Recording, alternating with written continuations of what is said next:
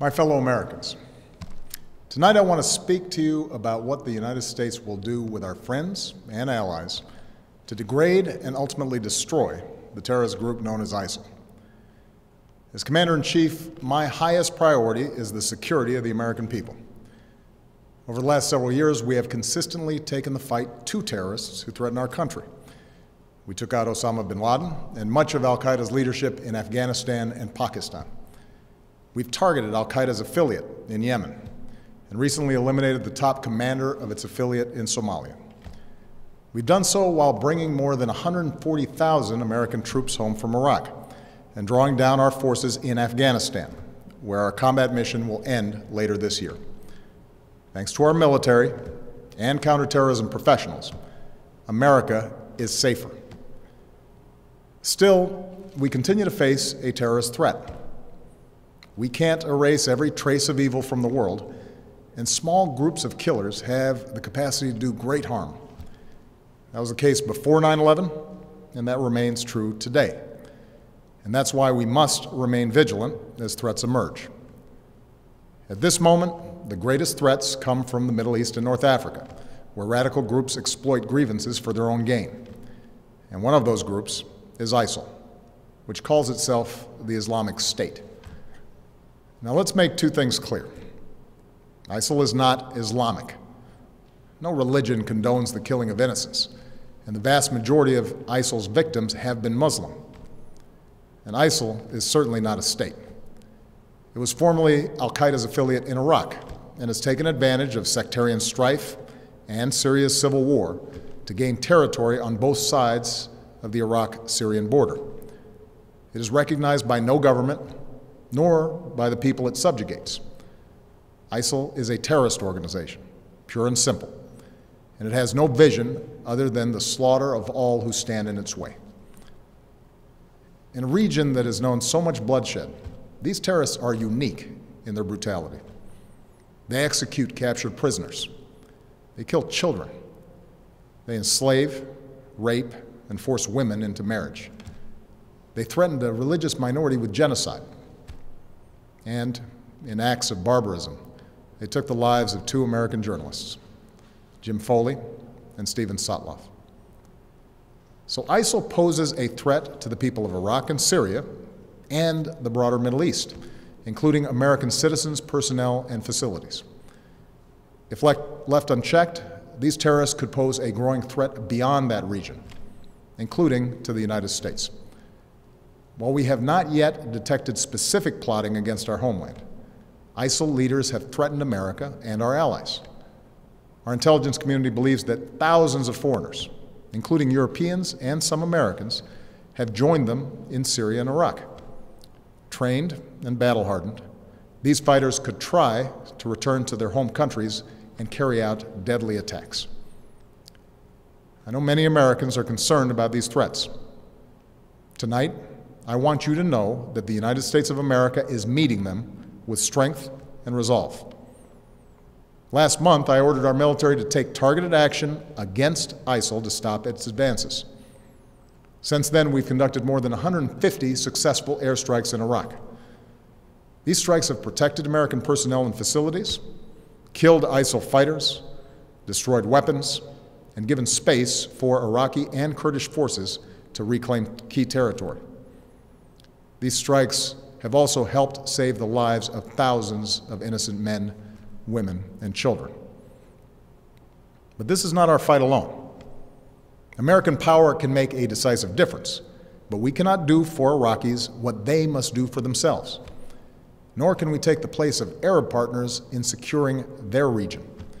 And that's why I've insisted that additional U.S. action depended upon Iraqis forming an inclusive government, which they have now done in recent days.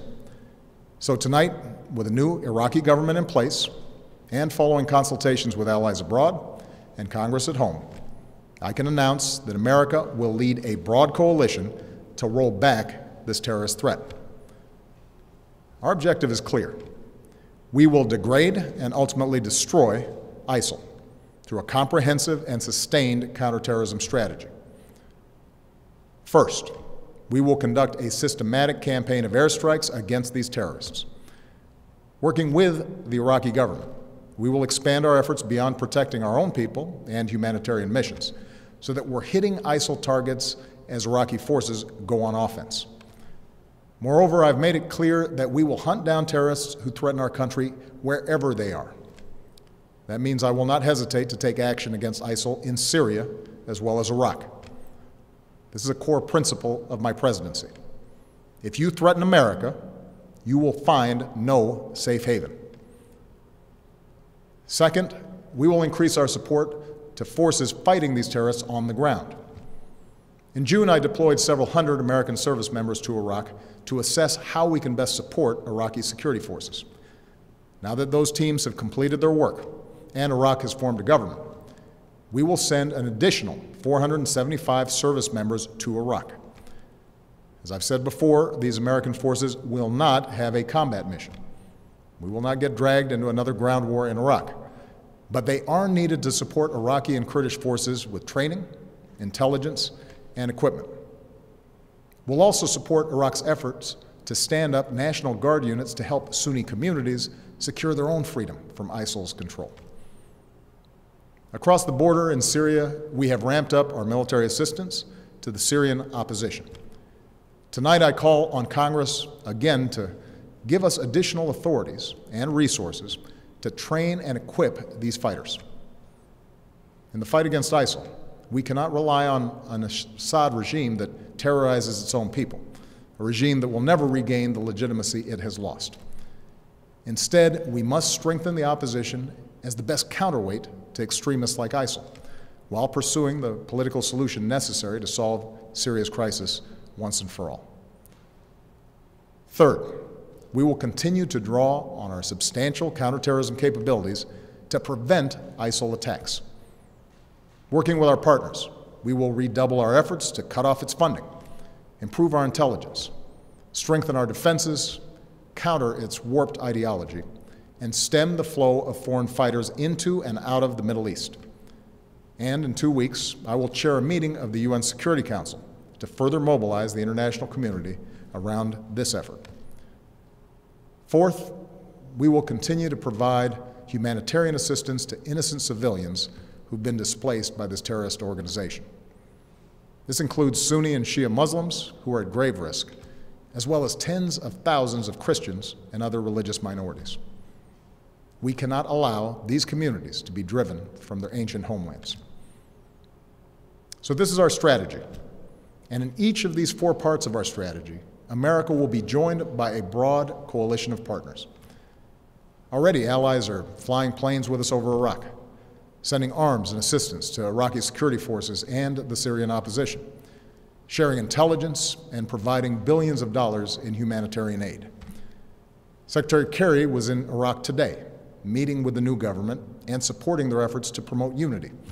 And in the coming days, he will travel across the Middle East and Europe to enlist more partners in this fight, especially Arab nations who can help mobilize Sunni communities in Iraq and Syria to drive these terrorists from their lands. This is American leadership at its best. We stand with people who fight for their own freedom, and we rally other nations on behalf of our common security and common humanity.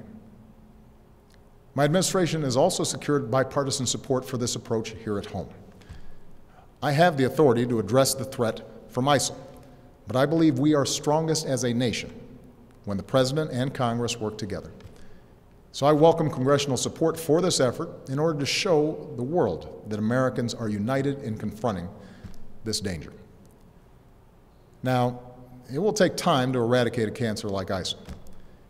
And any time we take military action, there are risks involved, especially to the servicemen and women who carry out these missions. But I want the American people to understand how this effort will be different from the wars in Iraq and Afghanistan. It will not involve American combat troops fighting on foreign soil. This counterterrorism campaign will be waged through a steady, relentless effort to take out ISIL wherever they exist using our air power and our support for partners' forces on the ground.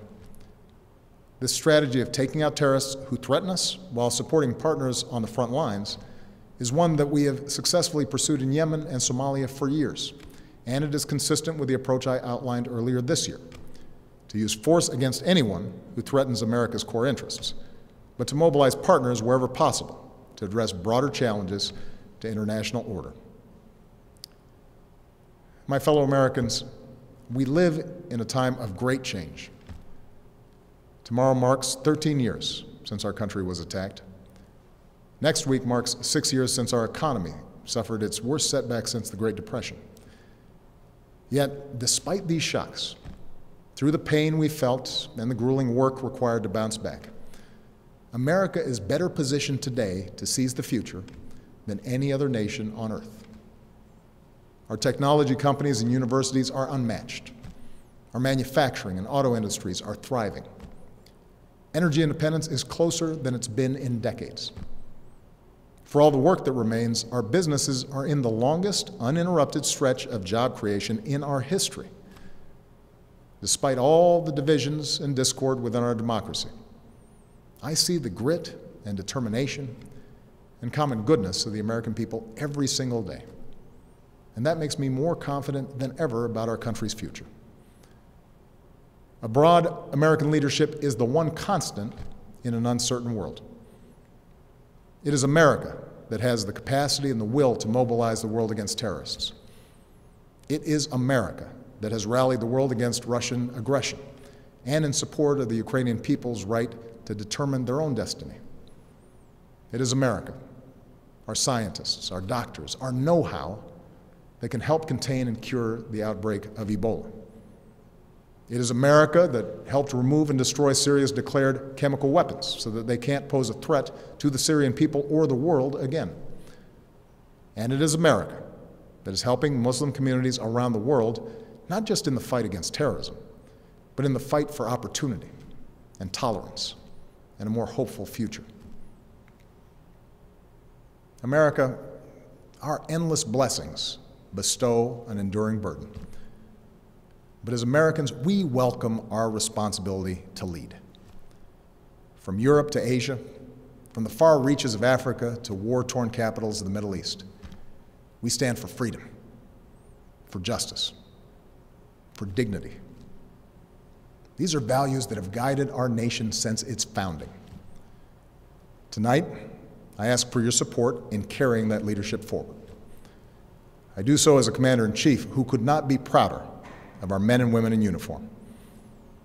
Pilots who bravely fly in the face of danger above the Middle East, and service members who support our partners on the ground.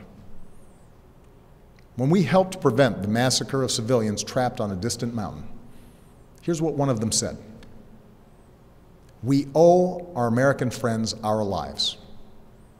Our children will always remember that there was someone who felt our struggle and made a long journey to protect innocent people." That is the difference we make in the world. And our own safety, our own security, depends upon our willingness to do what it takes to defend this nation and uphold the values that we stand for. Timeless ideals that will endure long after those who offer only hate and destruction have been vanquished from the earth. May God bless our troops, and may God bless the United States of America.